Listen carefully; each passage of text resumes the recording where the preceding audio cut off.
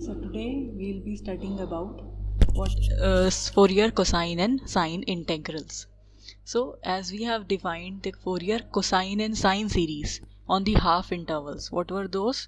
Those were defined on this half intervals where we have constructed our series to be either even or odd, depending upon we want the cosine series or we want the sine series. So this we have already done. We have constructed this sine and cosine series for half intervals. Now we will define the corresponding Fourier cosine and sine integrals on this real half line. So that means we are not taking any finite half interval but the infinite half interval from 0 to infinity. So for that, what are the conditions? The conditions, first condition is that the function should be defined for all values of x greater than equal to 0. Moreover, this integral should converge. That means we say f that is absolutely convergent. So for the Fourier cosine integral representation of f of x, we use the even extension as we have done in the half series cases on the whole real line now. So what we do, we convert our given function f of x into some new function. This is some new function g of x where we now take its reflection along y-axis so that it becomes an even function now. How does it become an even function? For all the values of x greater than equal to 0, it is the function itself. That means we are not changing anything. But in the left hand side of this interval, so if we have this interval from minus infinity to infinity and this is the point 0, we are saying in this interval our function is f of x only, and when we take its reflection about this axis, so what we are doing, we are changing it from f of minus x. So that means your function would be the same when you substitute minus x in place of x. So this is what we have just written mathematically.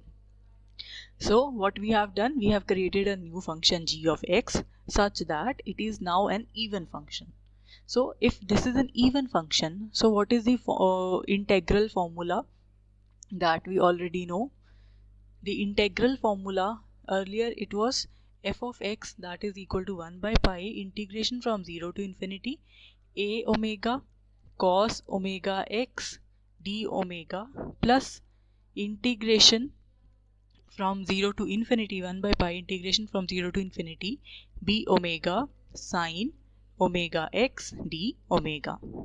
So this was what we were doing earlier. But in this case, because we are interested to calculate the Fourier cosine integral representation, so we won't take this term. And you'll see in a moment why we are not taking this term. Because here, what is the formula for a omega? It was f of t into cos omega t dt. F of t is now an even function. Cos omega t is also an even function. So their multiplication would also be even. So if this is even, so that means our integration from minus infinity to infinity, that now converts to 2 times integration from 0 to infinity. So 2 times integration from 0 to infinity of f of t cos omega t dt. And what is b omega? B omega was the function g of t into f sine of omega t dt. So now g of t, because this is an even function, sine is an odd function, so the multiplication would be an odd function. And we know the integration of odd function from minus same limit to same limit, that is 0. So that is why this term is not present in this integral form. So this is the expression for this integral form of cosine integral representation of any function f of x on the given interval 0 to infinity.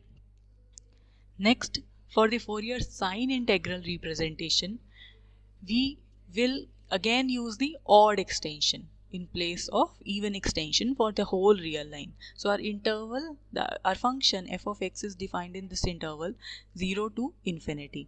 But now we extend our function to another interval minus infinity to infinity, such that in 0 to infinity its behavior is same, but we extend it from minus infinity to 0 such that it now behaves as an odd function. which is an odd extension of the given function. So for the interval x greater than 0, it is same f of x, and whenever x is less than 0, it is minus f of minus x. So that means it now behaves as an odd function.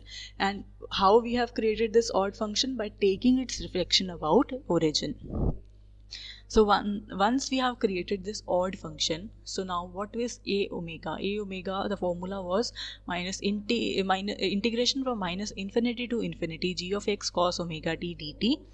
Now because this is an odd function and this is an even function, so the product would be an odd function. So odd function integration from minus same limit to same limit, that is 0. So this term won't be present in our representation. So we only have this b omega term. And what is b omega? That would be twice of integration from 0 to infinity. Why? Because gt was an odd function, sin t was also an odd function, so their multiplication would be an even function. And what is the value of gt in this interval 0 to infinity? It is equivalent to f of t only. So that is why we obtain the value of bw as this one. So when you substitute this value in the integral representation of your function f of x in this interval, so a series now becomes this. So this is about the series. How do we obtain such kind of?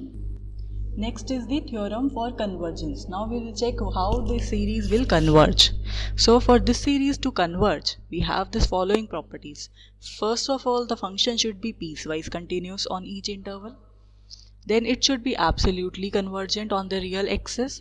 And the third condition is that it should have left and right derivatives. So that means the Fourier cosine and sine integral representations, they converges to this point f of x at the point of continuity, and moreover at the point of discontinuity it is equivalent to this particular value. That means the left limit of the function evaluated at that point, that is this one, the right limit of the function evaluated at that point, and we'll take the average of these two. So this is the theorem